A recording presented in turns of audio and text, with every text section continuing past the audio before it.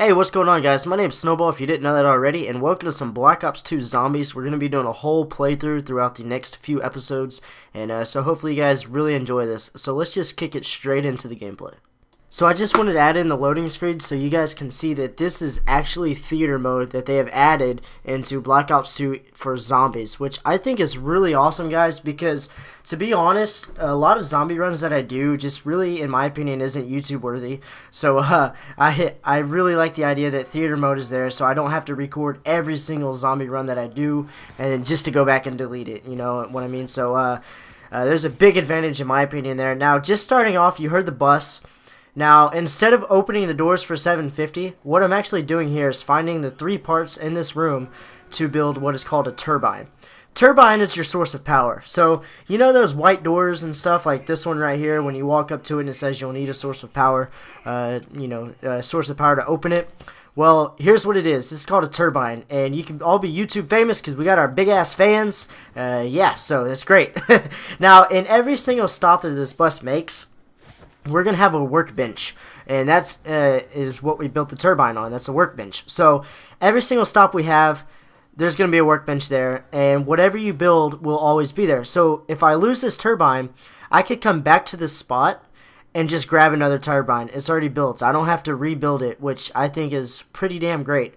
Now, there's always some sort of stuff around that you can grab for this bus, and you're going to see later that it'll be a huge advantage. I just grabbed a ladder, and I tried to put it on the back there, and I did not know this at first, that it is supposed to go on the front of the bus on the outside. Now, if you have this ladder that you see on the bottom of the screen there, this could go on the front of the bus. I believe so. I believe this is true. I haven't tested it yet because I'd already lost this ladder by the time. Look at this douchebag here. Because I'd already lost that ladder by the time that I had found out.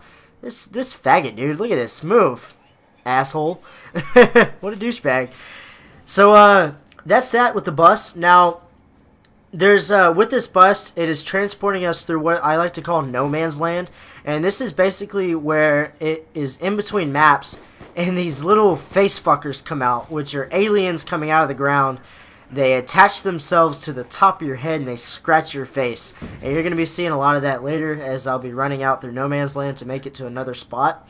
And it takes 5 melees to get them off, or you can simply jump back into the to the map to where the zombies, where you're supposed to be, where you usually are, where all the zombies are spawning out and everything. And the little creatures will usually jump off of your head and run back to their area. Now, with this bus driver, as you can see, we're knifing him, we're shooting at him and stuff, and we're trying to piss him off. And as you can see, his eyes turn red, and he turns around and he says, please, something courtesy to the driver. Please display courtesy to the driver, something like that. And so basically, what I've been told, now I haven't been able to piss him off enough. What I've been told is that if you piss him off enough, then he will do two things. Either of two things. He could lock you in the bus, and he could lock the doors to where you're stuck in the bus, and then you're having to defend all the zombies running at the bus, which kind of sucks because then you could run out of ammo. Or he could throw you out of the bus wherever you're at. So then you could be in no man's land with the zombies spawning and the aliens running at you, and it's even worse. So those are two things that could happen, and I haven't been able to do that yet. Now, here's these white doors that we always see around the map. Like I said earlier, you'll need a source of power. And I always thought that was, oh, you could just flip on the power. First, we need to find the switch, turn on the power, and there we go. It's perfect. All these doors should be able to just open. No, that's not true. Sorry, guys. I'm just pausing the video every now and then because I'm actually still kind of sick. But no, that's not true. You have to use these turbines to open these doors, and then you can find certain items inside of them. Now, this is the first time that I didn't find one single thing in that room.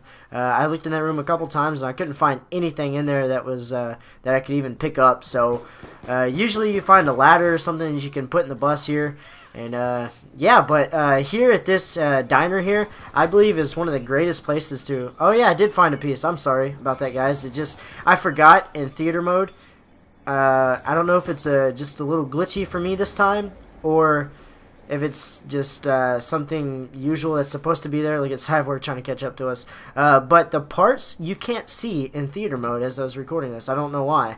So, but I found the ladder to go in the top up here. That's what I found. So that's great. So now you can get on top of the bus. So that helps to an advantage if you want to get to the other side of the bus. For instance, when you go to town, you'll be seeing here in a little bit. When you go to town and you see that you can either go out the doors, the regular doors, and open up another door to get into the actual town, or you can just go out the top of the ladder and then jump off the bus and you're in town without having to pay to open up any extra doors that you really don't even need to open up. So there's a big advantage there. Now there's 3 ladders that go with that bus, so you could literally get on that bus in any direction, because sometimes we know that the doors are blocked off, and that's unfortunate. Now there's claymores in this room, and this is at the farm. This is the next stop. Now there's a couple of things at the farm. There's a Remington shotgun, which is pretty damn strong, and it's inside of the barn. And there's also double tap there. So if you guys are double tap fans, you like to shoot really fast, then you can get that on the 2nd floor in the barn. And also, inside of the house, there's a refrigerator. You might be asking yourself, Snowball, what the fuck? It's a refrigerator. What, are you drinking stuff now? No, that's actually where you can store a weapon. So imagine like if you buy the shotgun and you're almost out of ammo and you want to go, but you want to save the shotgun for the farm because it's a really good area for the shotgun. Store it in the fridge and come back.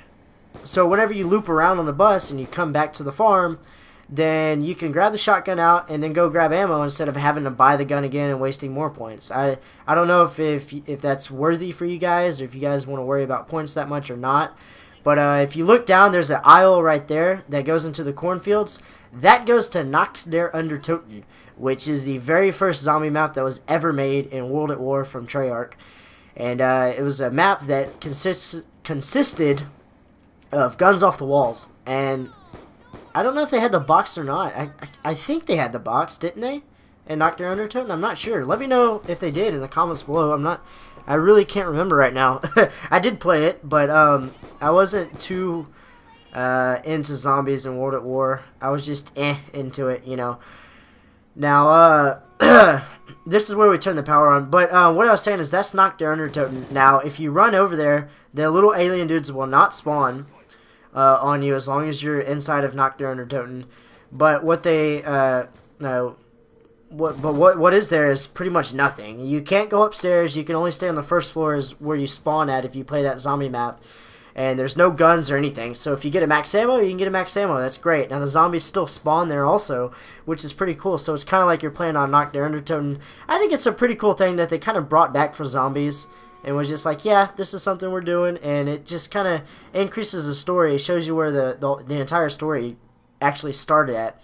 So I think it's really awesome. So there I let my friend leave me, and I'm going to be turning on the power so I can show you guys how to do that, because that's one of the main keys there. Now, if you want to get perks, there's 2 different ways. You can do it with the power on or with the power off.